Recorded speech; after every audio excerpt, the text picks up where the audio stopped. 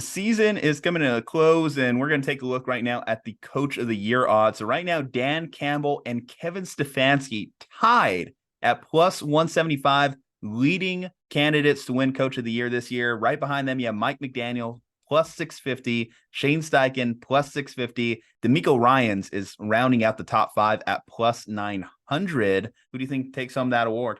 It just feels to me now that we are very much in the camp of Coach of the Year belongs to, hey, we thought your team was going to suck, and now you are really good. That seems to be where we're going. Because, like, how funny is it that we gave it to Brian Daboll last year? How funny does that look in hindsight, that Brian Daboll at 9-7-1 with that terrible Giants team got Coach of the Year? Well, for Dan Campbell, is it really that we thought your team was going to suck? Because a lot of people had high expectations of this Lions team coming into the year. For Dan Campbell, it's like a 2-year award, because I remember when the Lions were 1-6 last year, I did a 40-minute podcast talking about how, hey, this is just how the cookie crumbles. You know, when you're a coach who's coming into a rebuilding situation, you have to go through the losing, you'll get fired, and someone else will come in and get to reap the rewards of you doing the rebuilding. And since I've done that podcast, I believe Dan Campbell is now like 18-5 as coach of the Detroit Lions. Like, it's truly incredible how they have turned this thing around to the point where now the Detroit Lions are one of the 8 best teams in the NFL. Are they going to win a Super Bowl this year? No, they're not. They are incredibly fraudulent on the defensive side of the ball, and we've seen the Chicago Bears beat them twice, and I don't believe any team that loses to the Chicago Bears twice, essentially. I know they came back in the fourth quarter down 14, but they essentially lost to the Bears twice. I don't think that team is going to win the Super Bowl, but that doesn't matter. They're a top 8 team in the NFL, and they're the Detroit Lions, and they're a fun, feel-good story. And so, Dan Campbell, I think, absolutely deserves in the conversation. However, last year it should have been Andy Reid. And if it wasn't Andy Reid, it should have been Nick Sirianni for the work that those two did last year as Coach of the Year. And so this year, I would like to cape up for Kyle Shanahan, who deserves to win his first Coach of the Year. Because if not now, when is Kyle Shanahan ever going to get that Coach of the Year award? He has built a machine. And maybe you could argue John Lynch will win Executive of the Year because he's the one who put the team together. Sure. But we've seen a masterclass time and time again of Kyle Shanahan putting together incredible offensive game plans and turning Brock Purdy into a pseudo MVP candidate. Like, this absolutely should be the year that Kyle Shanahan finally gets that Coach of the Year award. With no disrespect to Dan Campbell. Well, yeah, kind of disrespect is Kevin Stefanski. You did trade for a sexual predator. So, yeah, disrespect to Kevin Stefanski, but no disrespect to Dan Campbell, no disrespect to Mike McDaniel, who's had an incredible season in Miami, too. But if it's not going to be Kyle Shanahan this year, when are we ever going to give it to Kyle Shanahan? See, when I think about like years Kyle Shanahan should have won it, it really should have been 2019. Like 2019, because you talk about we expected your team to be bad, but you're actually good argument. That would have fit the Niners better that season, coming off Jimmy Garoppolo tearing his ACL, still uncertainties on that defense. Nick Bosa was a rookie, so unknown what he was going to turn into for his NFL career. Deebo Samuel, what his career turned into. That would have been the perfect moment to give Kyle the Coach of the Year honors. Unfortunately, it didn't happen then. 2020 was the injury riddled year that was. 2021 was his next best case because 2021, you still had some injuries with Jimmy Garoppolo that you had to work throughout that year. But obviously, they managed to make it to the NFC Championship game. Gosh, actually, with 2022 even, you look at last year, you mentioned Daboll gained that award. I mean, 2022, you had 3 injuries at quarterback to have to work through. They managed to maneuver Trey Lance getting injured in week 2. They managed to maneuver Jimmy Garoppolo getting hurt in that game against the Miami Dolphins. And you talk about the emergence of Brock Purdy. We saw it last year. Last year would have been more impressive. You're winning with Mr. Irrelevant, your third string quarterback. Last year could have been the best case to give Kyle the award for Coach of the Year. Unfortunately, again, it just didn't happen. You know, you compare him to some of the greats of coaches too that have won the award or not won the award. You know, we talk about Belichick. Belichick's won it a couple times in his career, but obviously he hasn't won it over the last decade, the last stretch of his career. So eventually you just become a made person, a made guy, and it just becomes impossible for you to win that award. Kind of like, why doesn't LeBron win the MVP award every year whenever he was in his prime? It's just kind of like how it happens sometimes. Yeah, and the thing that's frustrating from my standpoint with this award is like you're rewarding mediocrity, or you're rewarding a mediocre team that happens to be above average. Like, again, last year, I said it before. It should have been either Andy Reid or Nick Sirianni for getting that Coach of the Year award. And what's funny about 2019 with Shanahan is that was the year that John Harbaugh went from about to get fired by the Ravens and confirmed about to get fired by the Ravens to having the best team in the NFL and the unanimous MVP. So like they actually got it right by giving it to John Harbaugh in 2019. That's the one year that I'm not actually upset about how the Coach of the Year award went down. So 2021 was Vrabel. Vrabel went 12-5 and won the AFC South that year. Do you think that could have been a good year for, I mean, because you also had a matchup between the two when Shanahan versus Vrabel on that Thursday night football game, and the Titans kicked the Niners' ass. So I guess that could have been tiebreaker in Coach of the Year potentially. Yeah, but wasn't that also the year that the Niners were like in jeopardy of missing the playoffs the last week of the season? Yeah, they started 3-5, and then you had to have them go on a little bit of a run late. That was ultimately Jimmy Garoppolo leading that fourth quarter comeback and them winning that week 18 game. That's how they managed to get into the playoffs. You have the incredible win against the Green Bay Packers in Lambeau in that playoff run. And yeah, in that NFC Championship game, as we know, it just came down to a Jaquiski Tartt missed interception from them going to the Super Bowl and potentially beating the Cincinnati Bengals that year. Yeah, I suppose. But I don't think even if you say it wasn't Vrabel, I don't think that was the year that like Shanahan should be like, this was my best coaching job. No, I mean, if Jalen Ramsey tips that pass in week 18, you miss the playoffs. I mean, yeah, but that was a perfect throw by Jimmy. As much in vogue it is to shit on Jimmy, that was a perfect throw because Jalen Ramsey was not going to tip that pass. It was out of Jalen Ramsey's reach. Absolutely. And I'm glad that the Niners made the playoffs that year. They were clearly one of the best teams in the NFL that season. It's just they put themselves in a position to almost miss the playoffs. And sure, I guess we give it to Vrabel. That was one of those years that's kind of a cop-out year. 2020, I don't remember who got it, but it probably should have been Andy Reid, given that they were like 14-1 in games that Patrick Mahomes played. I'm not even like articulating for it should be the same coach every year. It's just like, you can get some of the veteran coaches into this award. And by the way, like we mentioned earlier, Shanahan hasn't won the award yet.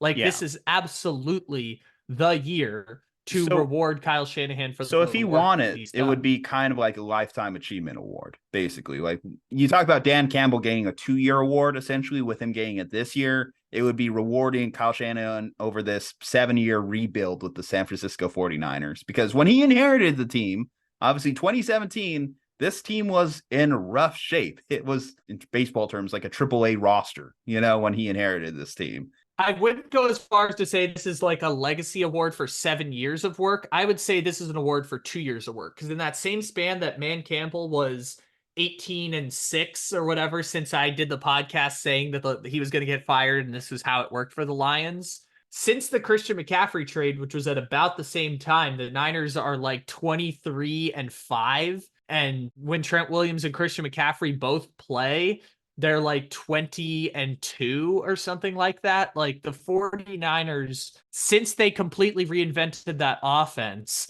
because remember when we were all like, well, the Niners can just take any Joe Schmo running back and turn him into 150 yards and 2 touchdowns. Well, they went out and got Christian McCaffrey. They redefined the way they run that offense. Obviously, the emergence of Brandon Ayuk has been a big deal in terms of like just a plethora of riches they have on that offensive side of the ball. And they have the best offense in the NFL. Like, I think Kyle Shanahan should be rewarded for that, while also taking, I know they drafted Trey Lance and maybe you could hold points against him for that, but like, that's not why he's winning Coach of the Year. He's winning Coach of the Year because back in July, 49ers fans were talking about Brock Purdy wouldn't be healthy till October. And he started the first game of the season, and he's been the MVP frontrunner for a good portion of the season. I know Dak Prescott's been in that group, and it's probably going to go to Lamar Jackson, as our friend Blake Jude calls it, for the hang on longer than everyone else MVP award for Lamar. But like Brock Purdy has been incredible as a reclamation project. And these last 2 years, or like the 1.5 year body of work, I think is what should earn Kyle Shanahan that Coach of the Year. And I'm surprised that he's not on the list anywhere when it comes to the odds for Coach of the Year, because this is the best team in the NFL. And it might be the first time in his career that we can say Kyle Shanahan has the best team in the NFL and the best offense in the NFL. He actually is a little lower in the list. He is number 8. He's plus 2,000, which is kind of a significant margin when you consider where he is versus the top, because D'Amico's plus 900, double that for Kyle Shanahan at plus 2,000 there. Other names in front of him, Sean McVay and John Harbaugh, which, you know, you mentioned 2019 potentially gained the awards tonight from him by John Harbaugh. Then what would he have to do to jump some of these guys here? I don't think that, unfortunately, there's just enough games in the season left to jump these guys. Like, you know, they're going to get the number one seed. Other than that, making his case, I just don't think that it's going to happen. Because you look at like Dan Campbell, Stefanski, I kind of wonder what's going to be the separator there, because Dan Campbell has already achieved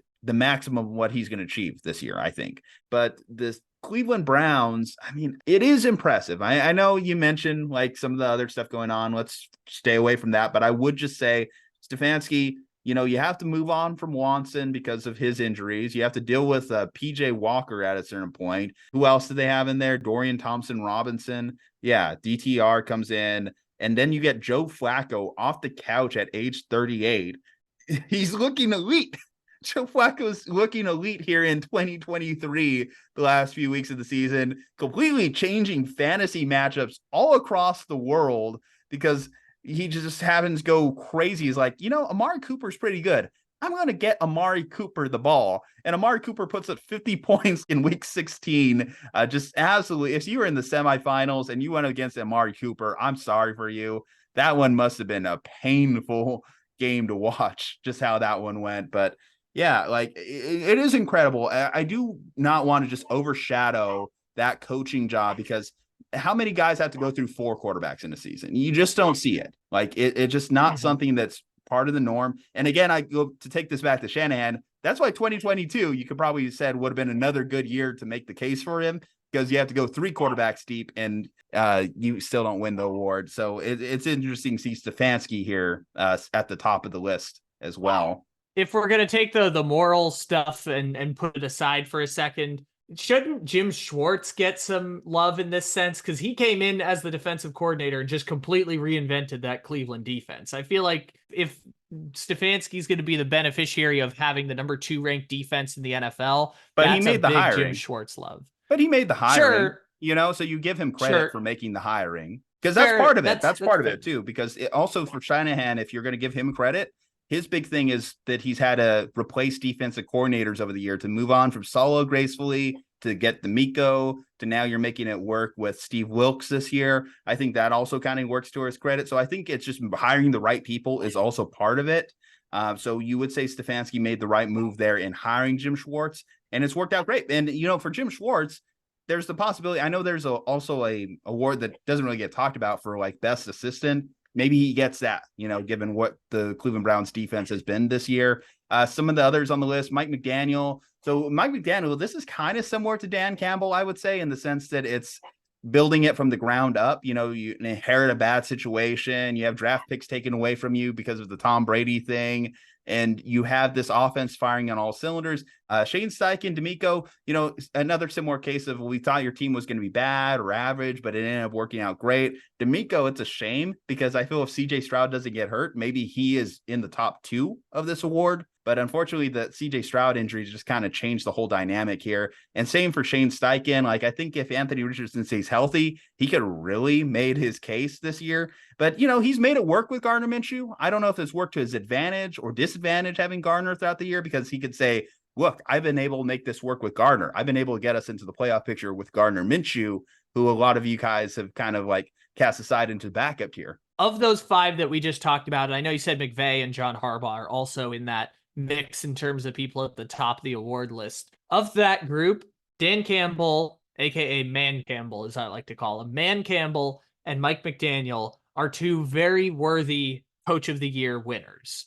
The jobs that both of those guys have done have been absolutely impeccable, especially for the Dolphins, because that offense is peaking at exactly the right time right now. Like, this is exactly the time that you want to get your offense rolling on all cylinders. I would put Miami right in that mix as well with Mike McDaniel. I could absolutely see Detroit and Man Campbell getting that award. They are absolutely worthy. I don't want to make it sound like I'm calling them 2022 Brian Daboll. I am not. Man Campbell and Mike McDaniel absolutely have done incredible coaching jobs beyond what I expected when both of them were hired, because remember, Man Campbell was a joke when he first got hired by the Detroit Lions, and Mike McDaniel was the D option for the Miami Dolphins going through that hiring cycle. They wanted Sean Payton and were willing to illegally tamper to make it happen with him and Tom Brady.